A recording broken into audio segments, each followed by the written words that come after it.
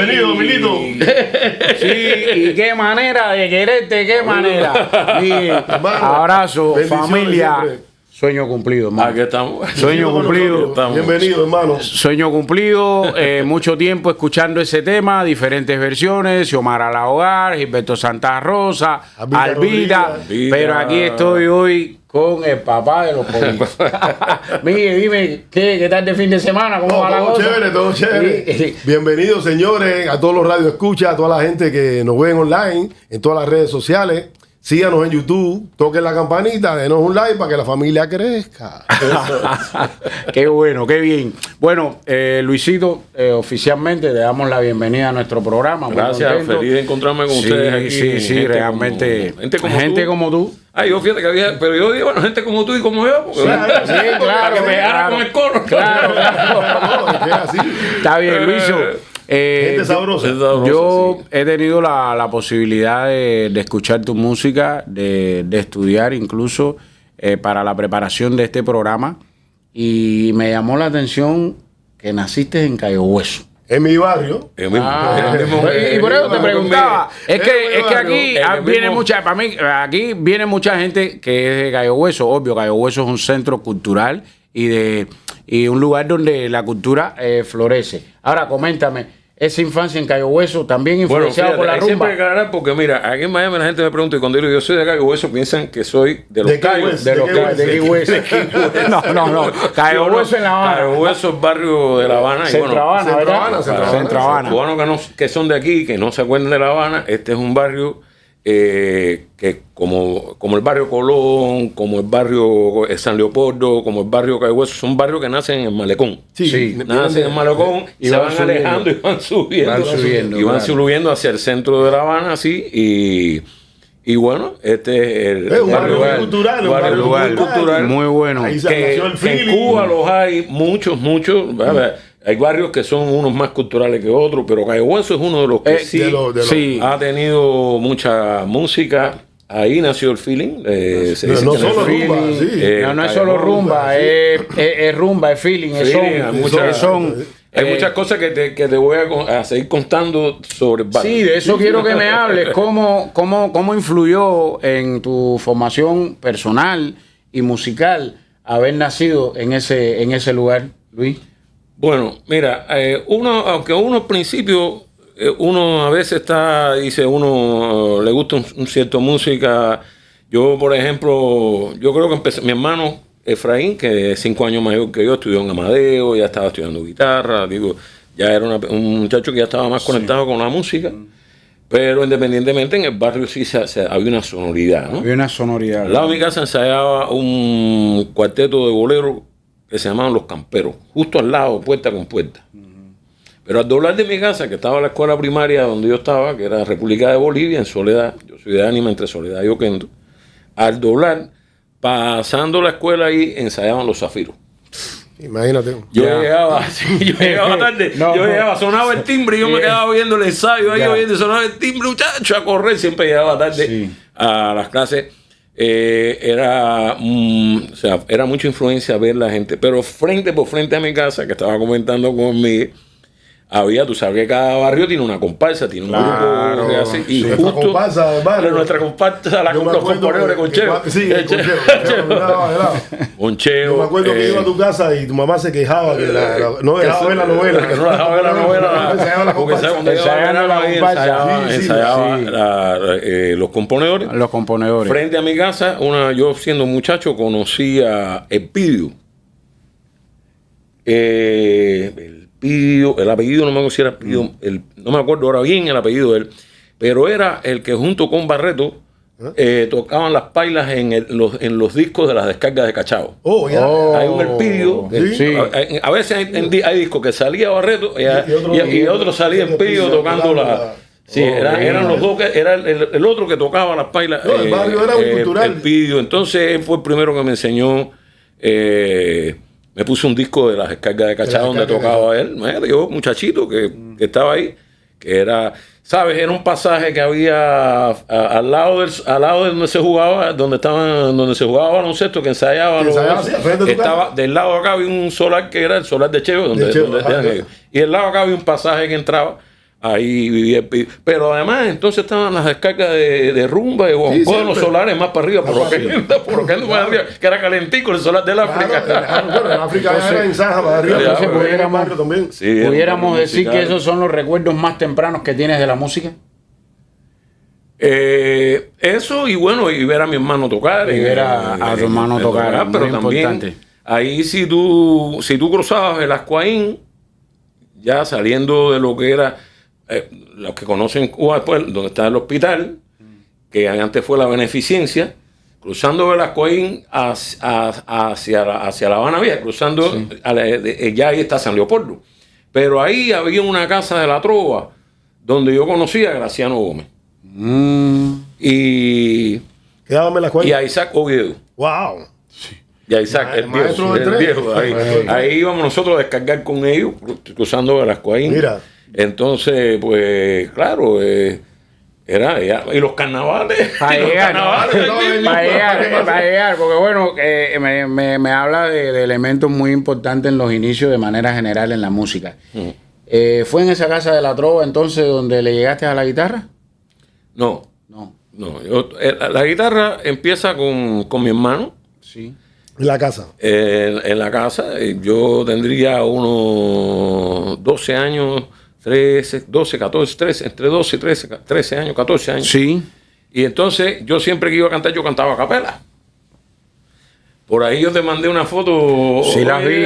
Hoy la vi. Una foto de niño. Sí, una foto de niño, te vi cantando. Ahí, yo estaba cantando a capela porque mi hermano, que también tenía que participar en el festival, yo no te puedo, dice, yo no te puedo estar acompañando siempre a todos los cosas. Tienes que aprender a tocar guitarra. Me compró mi primera guitarra y me enseñó los primeros acordes y a partir de ahí empecé yo con 13 Qué bueno eso que me cuentas. Ahora, teniendo en cuenta la formación que ha sido tan multifacética, tan prolífera desde el punto de vista de los diferentes aspectos de la música cubana, de la música cubana, ¿con qué género te identificas más? Mira, con el que más me identifico es con el son de Matamoros. O sea, yo me identifico con muchos, ¿no? Sí, no.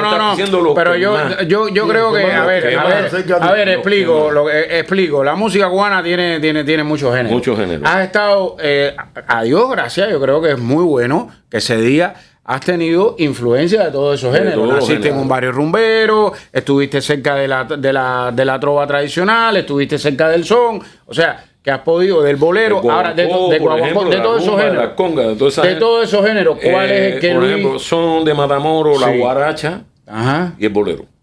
Está bien, me parece muy bien. Y son tres que los uso juntos. No es que yo te voy a hacer ahora un concierto de bolero o te voy a hacer un concierto de guaracha solo. O sea, visto, si es una cosa pequeña, yo digo, al menos una guaracha, al menos un bolero. Es que te hemos visto, ahora. El son se manifiesta en Cuba de diferentes maneras. Por ejemplo, el son de Matamoros es una manera, el de Ñico Saquito de otra manera. Y son similares, pero que además son géneros que incluso todos están mezclados.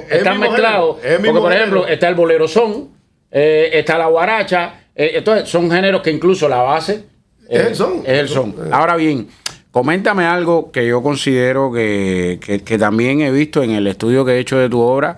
He visto que participaste del movimiento de la Nueva Trova. Exacto, sí. Sí, coméntame cómo fue tu etapa, tu participación. Mira, yo estaba, al entrar yo en la secundaria, tú sabes, que existían las organizaciones estas estudiantiles donde todo el mundo tenía que lo entendemos. Entrar por ahí, era lo que había. Entonces estaba la Federación Estudiantil de la Enseñanza Media, que es la FEN. Sí. Entonces ahí, entrando en la escuela, empezaron a buscar gente que se destacara y pudiera. Yo entré con 10 años para cumplir 11 a la secundaria y becado en una escuela que era formadora de maestros, esto que después se llamaban escuelas pedagógicas, para formar maestros primarios. Y yo hasta esa edad, de 10, 11 años, yo era muy penoso. Yo cantaba de chiquito en la casa, y cuando iba a la gente que canta, yo cantaba bolero y canciones mexicanas con un cancionero tapándome la cara. Y mi mamá llegó, entonces estaban buscando muchachos para cantar en los festivales, y dijeron, no, estaban meses se prepararon con un muchacho ya para participar en el primer festival, y mi mamá llegó y dice, no, mi hijo canta también, mira, se me pusieron todos los colores. Y empecé a cantar. Ahí tanto mi hermano como yo, y a mi hermano estaba en un grupo que era de la Nueva Trova. La Nueva Trova, si hay quien que no conociera, fue un movimiento de musical en Cuba, un movimiento cultural que tenía, claro, que estaba influenciado por las cosas de política, y había quien hacía canciones de amor. Pero culturalmente no se puede negar que es un movimiento que marcó una etapa. Claro. Entonces, se escuchaban muchas canciones. Entonces, por ejemplo, mi hermano era nosotros, pero mi hermano lo que hacía era, en esa época, hacía sucusucu. Sí. Sucusucu con otras letras, buscando, porque había una parte de la Nueva Trova que tocaba lo que era lo tradicional. Ya. Rescatar la música tradicional. Y entonces, pues yo también ahí me puse, mi hermano, con mucho trabajo, empecé a tocar el son. Mi hermano me fue enseñando a tocar el son, tocando bajo ahí, y algunas canciones. Entonces te hiciste sonero en la Nueva Trova. Casi. Después, me costó trabajo, pero lo hiciste. Y claro, letras, hice canciones con letras diferentes.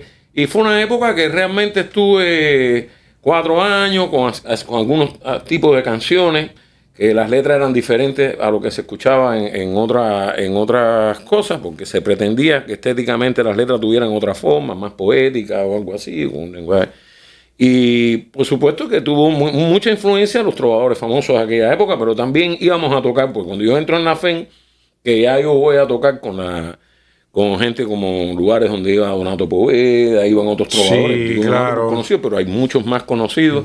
Y ahí yo estuve en grupo y tocábamos. Entonces te vas influenciando también de lo demás, de lo que está pasando. Muy bien, muy importante eso que me dices. Ahora, yo veo que todo esto que hemos mencionado, evidentemente, influyó en tu estilo musical. Yo, en el proceso, como siempre digo, en el proceso de preparación, en el proceso de estudio de la obra del invitado, yo veo cómo todo esto que me estás diciendo fue marcando tu proceso de formación musical. Llegamos a Raizón.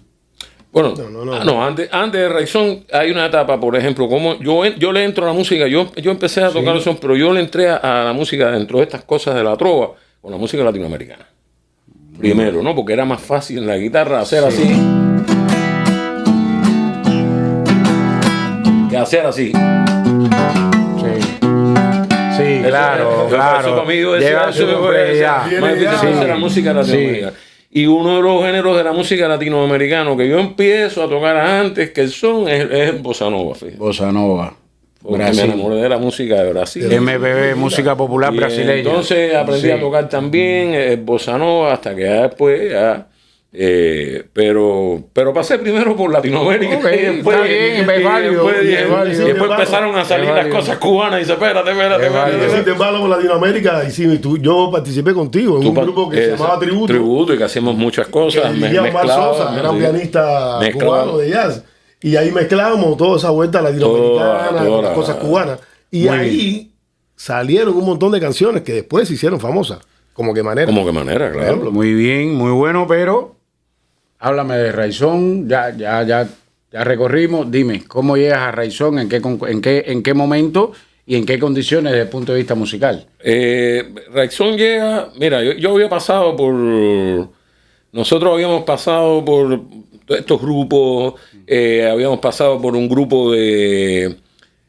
Yo me fui a evaluar a Isla de Pino, porque las evaluaciones en Cuba se hacían en una provincia determinada cada 2 años, entonces había que adivinar dónde estaba la evaluación. Wow.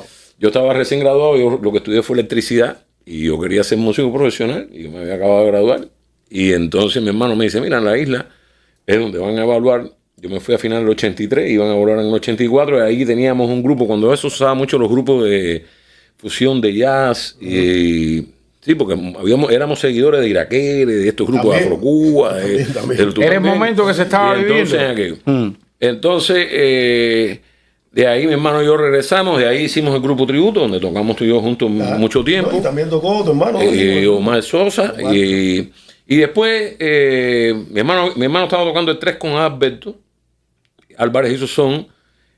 Salimos y yo estaba tocando con él, y entonces salimos y fuimos a tocar con Celina González y un grupo que se llamaba Nueva Línea.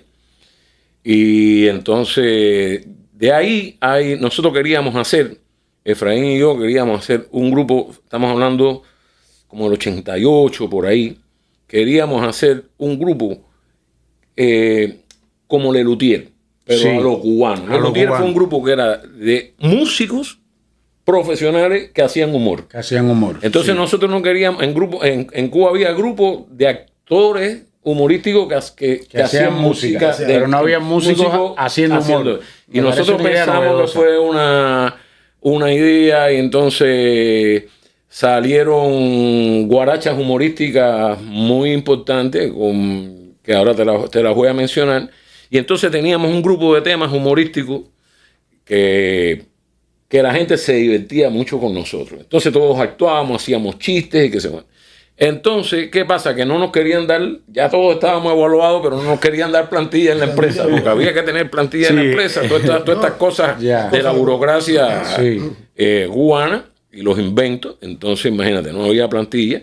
Entonces, hay una película, Sergio Iral hace una película en 89, exacto, 89, que se llamaba María Antonia, donde uno de los protagonistas, Alexis Valdés, que hace de boxeador, trabajan varios actores, como Daisy Granado, varios actores que ahora no recuerdo, tengo aquí en la cara. Bueno, resulta que hay una escena donde hay un grupo que está tocando música de los 50, porque esto es en los años 50. Y entonces ellos no querían que si salía una escena, que al final no sé si sale la escena de nosotros tocando, que la gente se viera muy viejo, porque se supone que en aquella época estos septetos eran gente joven, en esa época.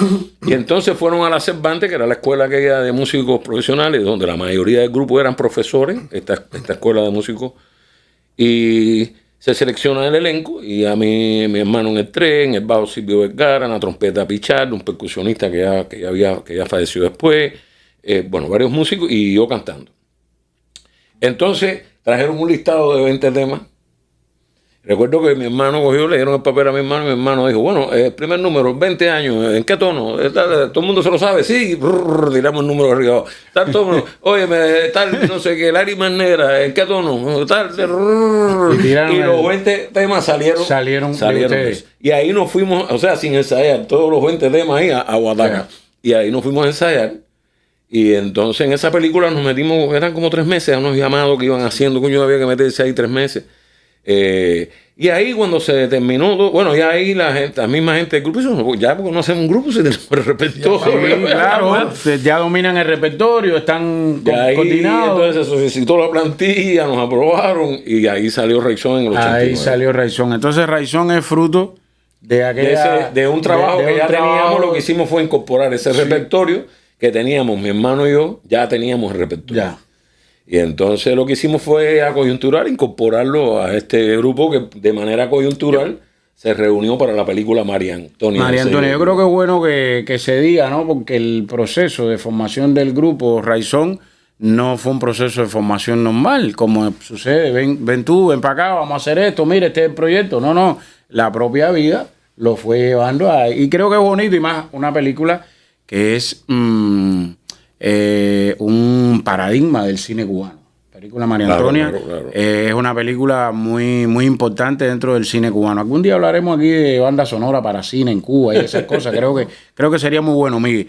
Bueno, a ver, mi pregunta en cuanto a Raizón. ¿Fluyó bien, presentaciones, todo, o hubo momentos de...? No, de que surgió y ya te digo... yo te podría decir que Raizón fue la antesala, o sea, un precedente para el Buenavista Social Club. ¿Por qué? Si incluso hay un video que si la gente lo busca, qué manera de quererte, qué manera, en YouTube, Raizón, vas a ver que está mi hermano tocando con Pancho un solo de 3, que está Omar Portuondo, que está... en Menuyola, que hay un montón de artistas, la capa un programa, era como un todo estrella, un programa Mi Salsa, donde unen a 3 septetos. Nos vemos nosotros antes cantando, la gente de Sierra Maestra, cuando aquello Juan de Marco estaba con Sierra Maestra, estaban ahí, Bueno, estaban trompetistas, estaba Julito Padrón, había un montón de gente ahí. Claro. Y entonces Alemania, que después hizo, bueno, creo que tuvimos, porque fue un septeto. Yo creo que hasta en aquel había septetos, vamos a aclarar, muy buenos en todo el país. Sí. Muy buenos. Nosotros tuvimos la suerte primero de tener composiciones propias, de agregar toda una serie de cosas que le gustaba a la gente, y además de estar ahí en La Habana y de tener acceso a los medios, a lugares donde venía eso. Pero había septetos muy buenos. Pero de lo que se estaba oyendo en la radio, por ejemplo, la gente veía como la música de septeto como música de viejo. De viejo. Sí, hasta el momento en que de Raizón, y no sé, por alguna razón empezó a gustarle a la gente también. Por las letras. Por las letras, por otras cosas. Lo que pasa es que me parece que, en mi opinión, sin perder la esencia, ustedes refrescaron. Exacto. Refrescaron el ambiente musical de la música tradicional cubana. Y yo creo que has dicho algo que yo he oído muchas cosas de... Y debo aclarar que había muy buenos septetos en todo el país, con sus buenas composiciones, pero no se oían. Pablo y yo siempre hablamos de eso, que en Cuba todas las agrupaciones tienen su sello. Y ustedes nacieron con una sonoridad diferente dentro del mismo género. Claro, sin perder el swing de los septetos. Ustedes tenían su... Y me alegra que hayas mencionado figuras que después fueron parte del proyecto de Buenavista Social Club, porque a veces las cosas pasan y no sabemos por qué pasa. Y un poco que la intención de este programa es buscar el porqué de las cosas, de dónde sale. En la música nada es casual. En la música todo tiene... Sí, son pequeños escalones. Tiene su concatenación. Sin hacer la escalera. Claro, sin pasar por la escalera. Escalones que van muriendo después... Te sirve de una premisa para... Claro, ahora me gustaría... que casi tenemos que irnos a la segunda parte. Es importante que reconozcamos que estamos en todas las plataformas. Estamos en Roku, estamos en Fire TV, estamos en Euforia y en YouTube, en Facebook e Instagram a través de la plataforma de Latinísima. Nosotros nos vamos, pero seguimos. Esta vez con el señor, con el maestrazo Luis Río, y acompañado con mi siempre compañero de causa en esta intención de llevar la música por donde nosotros queremos. Y nos vamos en esta primera etapa con un temita. Sí, viene. Esto es una borrachita de esas partes que te dije del humor que hizo que Raizón se fundara. Esto es una borrachita que habla de un tipo que se metió 4 tragos de más y dice, con un traguito estoy bien, con 2 me pongo sabroso, con 3 soy más pegajoso, con 4 no sé qué hacer, dice así. Con un traguito estoy bien, con 2 me pongo sabroso, con 3 soy más pegajoso, con 4 no sé qué hacer. Con un traguito estoy bien, me veo en la barra sentado, orgulloso, realizado. Miro al mundo con desdén, luego cambio y pienso en quién va trago a trago sirviendo. Y de reojo voy viendo que se acerca una chiquita, y como soy el que invita, yo invito y sigo bebiendo. Con un traguito estoy bien, con 2 me pongo sabroso, con 3 soy más pegajoso, con 4 no sé qué hacer, con 2 me pongo sabroso, la lengua se me desata, esa mujer me arrebata y empiezo a hacerme el chistoso. A mí me gusta el rebozo y la mano voy corriendo, como ella se está riendo, no se opone a lo que hago, le mando a poner un trago, yo pago y sigo bebiendo. Con un traguito estoy bien, con 2 me pongo sabroso, con 3 soy más pegajoso, con 4 no sé qué hacer, con 3 soy más pegajoso, y entre mis brazos la atrapo, pero a mi lado hay un sapo que me interrumpe envidioso. Yo lo miro receloso, más con calma manteniendo mi postura, lo comprendo, porque en el fondo él es noble. Le mando a poner un doble y continuamos bebiendo. Con un traguito tragito estoy bien, con 2 me pongo sabroso, con 3 soy más pegajoso, con 4 no sé qué hacer, con 4 no sé qué hacer. La lengua se me ha trabado y en un infierno ha parado. Lo que iba a ser un placer, yo no pude comprender el final que estoy viviendo, que como me estoy cayendo, el tipo se va con ella, se llevaron mi botella y los dos siguen bebiendo. Con un traguito estoy bien, con 2 me pongo sabroso, con 3 soy más pegajoso, con 4 no sé qué hacer. Con un traguito estoy bien, con 2 me pongo sabroso, con 3 soy más pegajoso, con 4 no sé qué hacer.